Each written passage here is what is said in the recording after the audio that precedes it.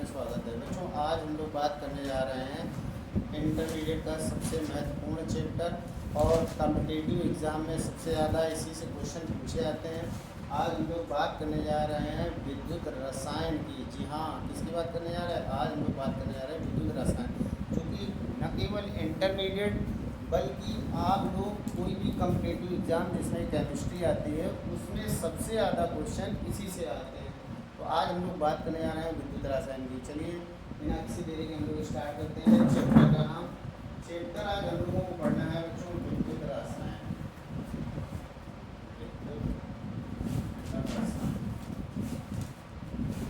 बच्चों जैसा कि चैप्टर का नाम है, चैप्टर का नाम है आपका विद्युत रसायन, मतलब इसमें इलेक्ट्रिसिटी भी आपको पढ़नी, इलेक्ट्रिसिटी की केमिस्ट्री पढ़नी है। मतलब इसमें आपको इस पूरे चैप्टर में इलेक्ट्रिसिटी और केमिस्ट्री की बात करनी है। इसमें बच्चों हम लोग पढ़ेंगे, सबसे पहले तो हम लोग इस चैप्टर में थोड़ा सा ये जानेंगे कि चालकत्व क्या होता है, चालकता से आप क्या समझते हो, विशिष्ट चालकत्व क्या होता है, विशिष्ट चालकता से आप क्या समझते हो, इस चीज़ पे हम लोग अध्ययन करेंगे। इसके बाद में बच्चों हम लोगों को अध्ययन करना होता है, इसमें किस चीज़ का अध्ययन करना होता है, इसके बाद में हम लोगों को अध्ययन करना होता है कोलराउस के नियम पर। कोलराउस के नियम के बाद में इसमें हम लोगों को अध्ययन करना होता है किस पर, सेल पर, विद्युत अपघटनीय सेल, विद्युत रासायनिक सेल। विद्युत अपघटनीय सेल से संबंधित फैराडे के नियम पढ़ने हैं और विद्युत रासायनिक सेल से संबंधित हम लोगों को नष्ट समीकरण पढ़ना है। क्या पढ़ना है? नष्ट समीकरण पढ़ना है। और नष्ट समीकरण पढ़ने के बाद में हम लोगों को फाइनली विद्युत रासायनिक स्टडीज में पढ़नी। तो चलिए बच्चों बिना किसी देरी के हम लोग स्टार्ट करते हैं विद्युत रसायन का चैप्टर, जिसमें हम लोग बात करने जा रहे हैं चालकत्व, चालकता, मूलक चालकता की। देखिए सबसे पहले अगर हम बात करें तो सबसे पहले अगर हम बात करेंगे कि प्रतिरोध क्या होता है, तो आप लोगों ने फिजिक्स में पढ़ा होगा कि प्रतिरोध क्या होता है। बच्चों फिजिक्स में आप लोगों ने पढ़ा होगा प्रतिरोध क्या होता है। फिजिक्स में ये बताया गया होगा कि जैसे किसी करंट में धारा आपकी बह रही है, जैसे किसी तार में आपकी धारा बह रही है, तो मान लीजिए ये कोई वायर है, किसी भी मेटल का वायर हो सकता है, आपका कॉपर का भी हो सकता है, किसी भी मेटल का वायर हो सकता है, कॉपर का भी वायर हो सकता है, या आपका कोई भी वायर हो सकता है किसी भी मेटल का। तो वायर में जैसे इलेक्ट्रिसिटी आपकी मान लो इस तरफ से इस तरफ की तरफ फ्लो हो रही है, यानी विद्युत धारा इधर से इधर बह रही है।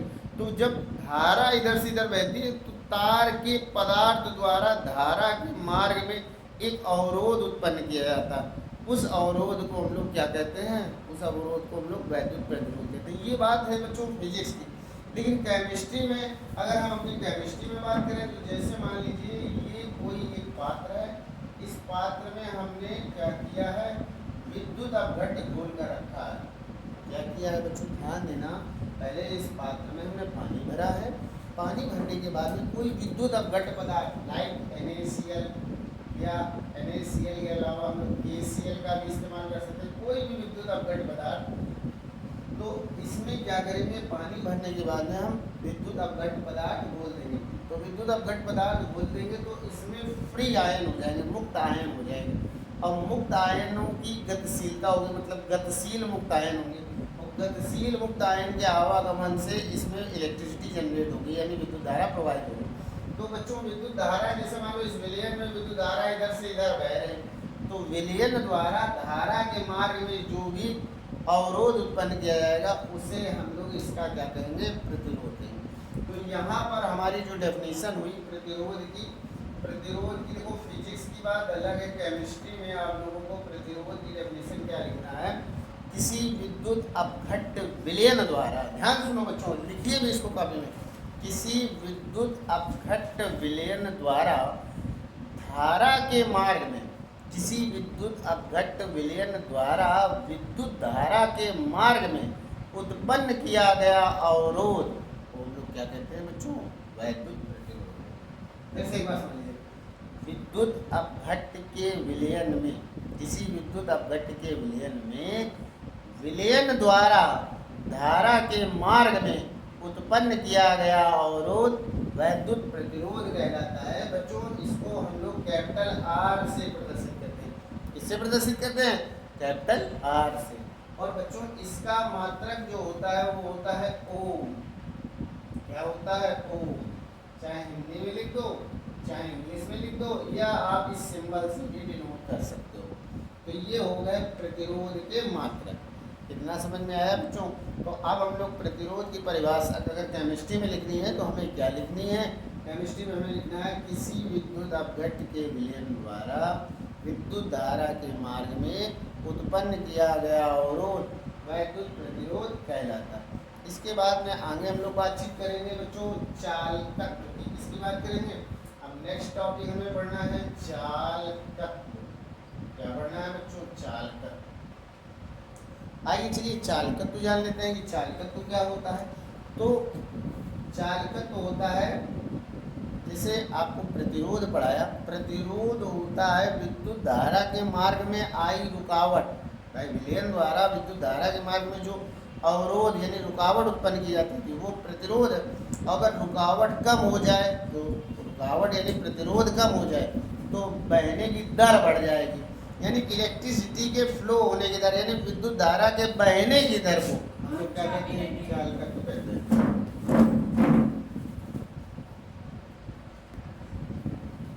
हाँ तो बच्चों विद्युत धारा के जो समझो जरा, विद्युत धारा का जो बहना होता है फ्लो ऑफ इलेक्ट्रिसिटी, यानी अगर हम कहें विद्युत धारा के बहने की दर को हम लोग क्या कहते हैं? चालकत्व कहते हैं। चालकत्व जो होता है ये प्रतिरोध का व्युत्क्रम होता है, उल्टा होता है। तो आप ये भी डेफिनेशन बोल सकते हो कि विद्युत प्रतिरोध के व्युत्क्रम को हम लोग क्या कहते हैं? चालकत्व। चालकत्व की डेफिनेशन बहुत ही सिंपल है, आप लोग लिखना चाहो तो लिख सकते हो।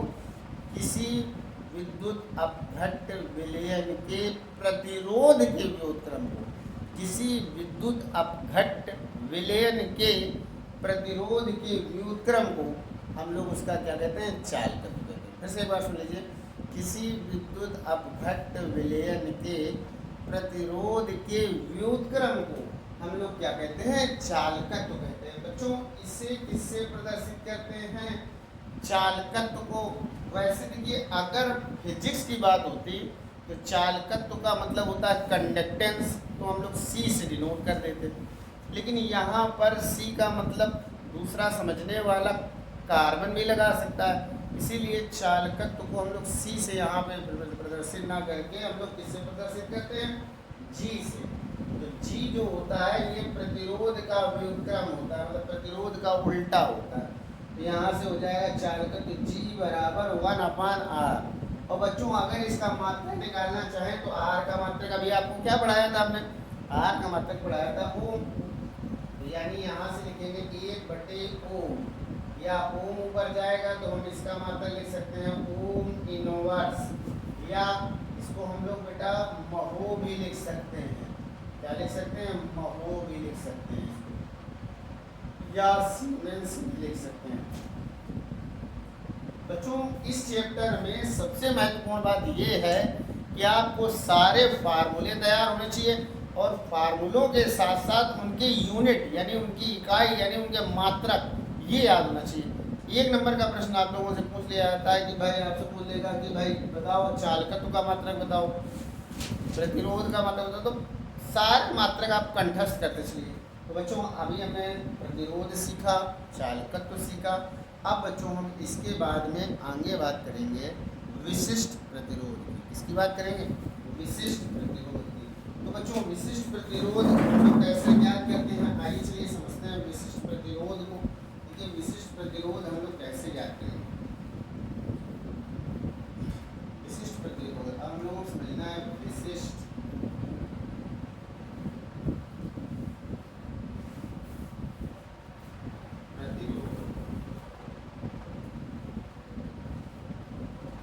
विशिष्ट प्रतिरोध क्या है? ध्यान देना जरा। विशिष्ट प्रतिरोध क्या है? विशिष्ट प्रतिरोध के लिए जैसे हमने मान लीजिए ये कोई एक सेल लिया, विशिष्ट प्रतिरोध समझा रहा है, ध्यान समझना। इसे ये सेल लिया, इसमें ये बच्चों हमने 2 इलेक्ट्रोड डाल दिए। क्या डाल दिए? 2 इलेक्ट्रोड डाल दिए। किसी भी मेटल के हो सकते हैं, कार्बन के ही ले लो। तो ये हमने इलेक्ट्रोड डाल दिया। इसके बाद में इसमें हमने विलयन भर दिया। क्या भर दिया बच्चों? कोई विलयन भर दिया। काहे का? विद्युत अपघट्ट का कोई विलयन भर। तो जब विद्युत अपघट्ट का विलयन भर देते हैं तो विद्युत धारा का प्रवाह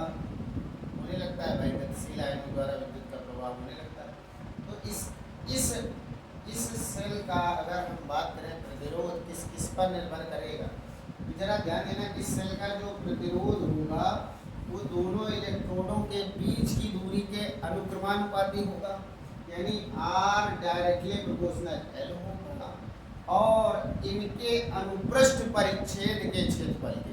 ध्यान देना जरा, जो प्रतिरोध होता है वो इलेक्ट्रोडों के बीच की दूरी या इलेक्ट्रोडों की लंबाई, ये है इलेक्ट्रोडों की लंबाई के अनुक्रमानुपाती तथा अनुप्रस्थ परिच्छेद के क्षेत्रफल के व्युत्क्रमानुपाती होता है। ध्यान देना, क्या मैंने बताया, एक बार फिर से बात को रिपीट कर रहे हैं।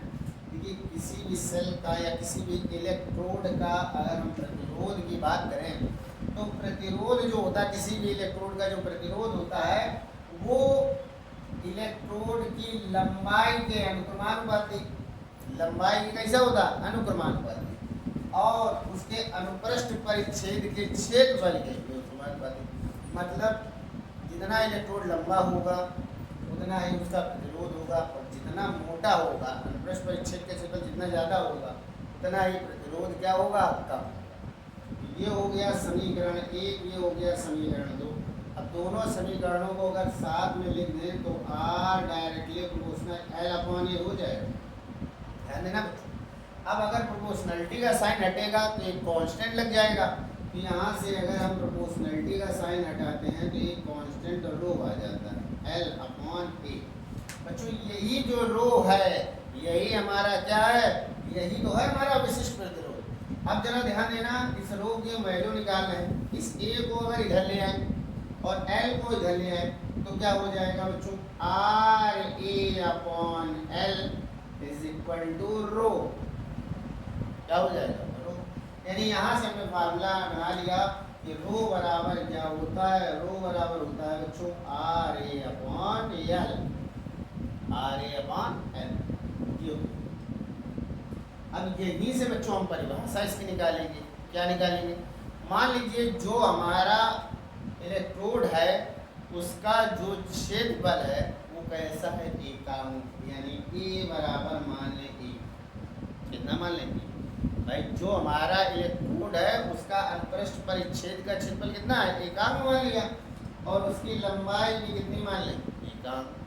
तो बच्चों A का मान 1 रख दो, L का मान 1 रख दो, तो रो किसके बराबर हो जाएगा, R। किसके बराबर हो जाएगा, R के। तो यहाँ से आप परिभाषा क्या लिख सकते हो विशिष्ट प्रतिरोध की, जरा ध्यान से लिखिए, आप लोग सभी लोग लिखिए, एकांक लंबाई तथा एकांक अनुप्रस्थ परिच्छेद के क्षेत्रफल वाले। ध्यान सुनो, एक एक अच्छा लिखो अच्छे से, एकांक लंबाई तथा एकांक अनुप्रस्थ परिच्छेद के क्षेत्रफल वाले, एकांक लंबाई तथा एकांक अनुप्रस्थ परिच्छेद का क्षेत्रफल वाले इलेक्ट्रोड का प्रतिरोध ही, इलेक्ट्रोड का प्रतिरोध ही उसका विशिष्ट प्रतिरोध कहलाता है। उसका क्या कहलाता है, विशिष्ट प्रतिरोध कहलाता है। क्या कहलाता है, विशिष्ट प्रतिरोध कहलाता है। तो ध्यान देना बच्चों, हम लोगों ने क्या निकाल लिया है, हम लोगों ने निकाला विशिष्ट प्रतिरोध का formula rho is equal to RA/L निकाला है, RA/L। अब बच्चों इसके बाद में हम बात करेंगे इसकी इकाई की, इसकी बात करेंगे इकाई की। आइए इसलिए इकाई देख लेते हैं। तो रो की इकाई देखनी है, तो रो की इकाई किस पर निर्भर करेगी, R पर, A पर, L पर। तो R की इकाई क्या होती है बच्चों, R की इकाई अभी मैंने बताया आपको ओम होती है। क्षेत्रफल की इकाई बच्चों केमिस्ट्री में सेंटीमीटर स्क्वायर रखते हैं, अगर यही बात फिजिक्स में होती तो मीटर स्क्वायर रखते हैं, अपॉन L। L की इकाई बच्चों सेंटीमीटर होगी, तो 1 सेंटीमीटर से स्क्वायर कैंसिल, तो बच्चों रो की इकाई आ गई ओम इंटू सेंटीमीटर। बच्चों रो को विशिष्ट प्रतिरोध तो कहते ही कहते हैं, क्या कहते हैं बच्चों, विशिष्ट प्रतिरोध, विशिष्ट प्रतिरोध कहते हैं। लेकिन इसके साथ साथ इसको बच्चों हम प्रतिरोधकता भी कहते हैं, प्रतिरोधकता, विशिष्ट प्रतिरोध या प्रतिरोधकता। तो अगर आपसे पूछा विशिष्ट प्रतिरोध या प्रतिरोधकता की इकाई क्या होती है तो आप बताओगे ओम इंटू सेंटीमीटर। क्या बताओगे, ओम इंटू सेंटीमीटर। तो ये बच्चों हम लोगों ने सीखा, क्या सीखा हम लोगों ने, विशिष्ट प्रतिरोध तक हम लोगों ने सीख लिया। अब इसके बाद में बच्चों हम लोग आगे चलते हैं आगे हम लोग बात करेंगे किस पर, आगे हम लोगों को बात करनी है चालकता। किस पर बात करनी, चालकता। तो बच्चों हमारा नेक्स्ट टॉपिक है चालकता अथवा विशिष्ट चालकत्व। तो चलिए हेडिंग डालते हैं विशिष्ट चालकत्व, चालकत्व या चालकता। ये बच्चों हमारा नेक्स्ट टॉपिक है विशिष्ट चालकत्व या चालकता। ये क्या होता है बच्चों, इसमें जरा ध्यान देना। अभी आपने पढ़ा ना, अभी आपने चालकत्व की परिभाषा पढ़ी थी। तो चालकत्व की परिभाषा में हमने क्या पढ़ा था, प्रतिरोध के व्युत्क्रम को हम लोग क्या कहते हैं, चालकत्व कहते हैं।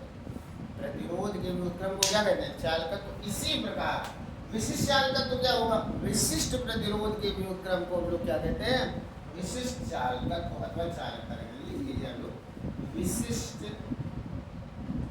प्रतिरोध के व्युत्क्रम को चालकता कहते हैं, चालकता कहते हैं। बच्चों इसे कापा, कापा कुछ लोग कप्पा भी बोल देते हैं, इसको कापा से प्रदर्शित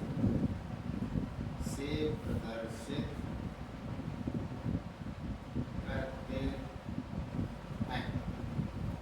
तो बच्चों यहाँ पर क्या बताया गया, जो विशिष्ट प्रतिरोध का व्युत्क्रम ही क्या कहलाता है, चालकता कहलाती है। तो कापा बराबर हो जाएगा 1/ρ। ठीक है। अब इसके बाद में अभी आपने पढ़ा था ρ बराबर RA/L, पढ़ा था कि नहीं पढ़ा। तो यहाँ पर रख दीजिए, ये हो जाएगा kappa is equal to 1/RA/L। L चला जाएगा ऊपर, तो ये हो जाएगा बच्चों 1/R × L/A। तो यहाँ से फार्मूला आ गया कापा, बच्चों ध्यान देना, कापा is equal to 1/R L/A। अगर बच्चों बात करें इसकी इकाई की, किसकी बात करें, इसकी इकाई की, तो इकाई क्या होगी, आइए चलिए देख लेते हैं। 1/R, तो R की इकाई हो गई बच्चों ओम, क्या हो गई ओम। L की इकाई बच्चों हो गई सेंटीमीटर, और इसकी हो गई सेंटीमीटर स्क्वायर, स्क्वायर से कैंसिल, इसको ऊपर ले जाओ, तो कापा की इकाई हो जाएगी, इकाई हो जाएगी ओम इनवर्स सेंटीमीटर इनवर्स, या ओम इनवर्स को हम लिख सकते हैं महो, क्या लिख सकते हैं बच्चों, महो सेंटीमीटर इनवर्स, या लिख सकते हैं सीमेंस मीटर इनवर्स। ये हो गए बच्चों किसकी इकाई, विशिष्ट चालकत्व या चालकता की इकाई।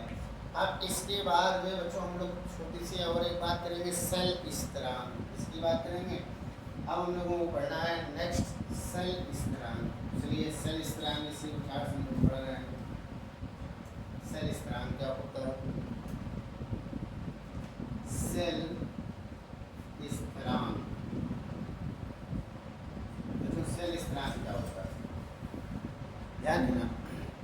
किसी सेल के दो समांतर इलेक्ट्रोडों के बीच की दूरी और किसी सेल के दो समांतर इलेक्ट्रोडों के बीच की दूरी तथा इलेक्ट्रोड के अनुप्रस्थ परिच्छेद के क्षेत्रफल के अनुपात को हम लोग सेल स्थिरांक कहते हैं। फिर समझ लीजिए, लिखे दे रहे हैं, किसी सेल के दो समांतर इलेक्ट्रोडों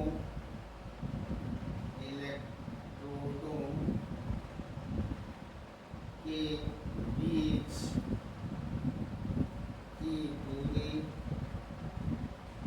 की दूरी तथा इलेक्ट्रोड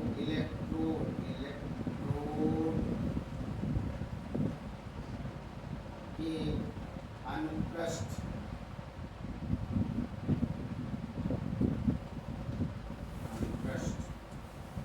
परिच्छेद के क्षेत्रफल के अनुपात को सेल स्थिरांक, सेल स्थिरांक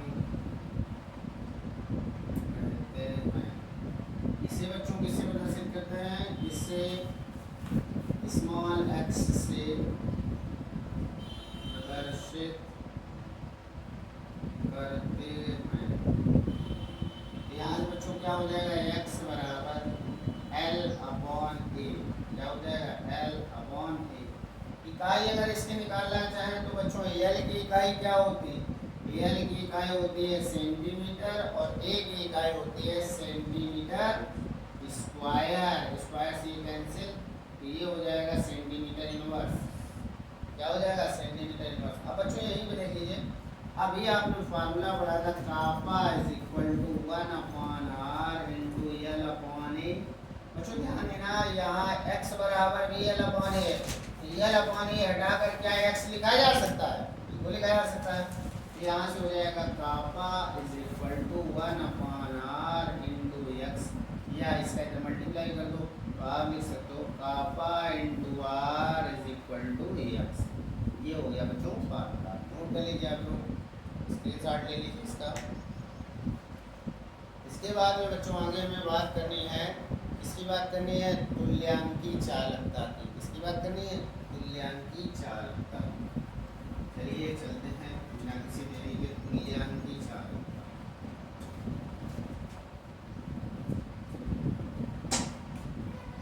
तो तुल्यांकी चालकता की बात करें, तुल्यांकी चालकता।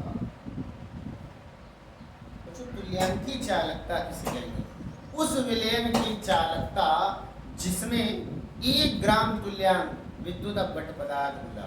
उस विलयन की चालकता जिसमें 1 ग्राम तुल्यांक विद्युत अपघट्य पदार्थ मिला हो, तुल्यांकी चालकता कहलाती है। लिख लीजिए इसको, उस विलयन की चालकता, उस विलयन की चालकता जिसमें 1 ग्राम तुल्यांक विद्युत अपघट्य पदार्थ मिला, तुल्यांकी चालकता कहलाती है। तुल्यांकी चालकता कहलाती है।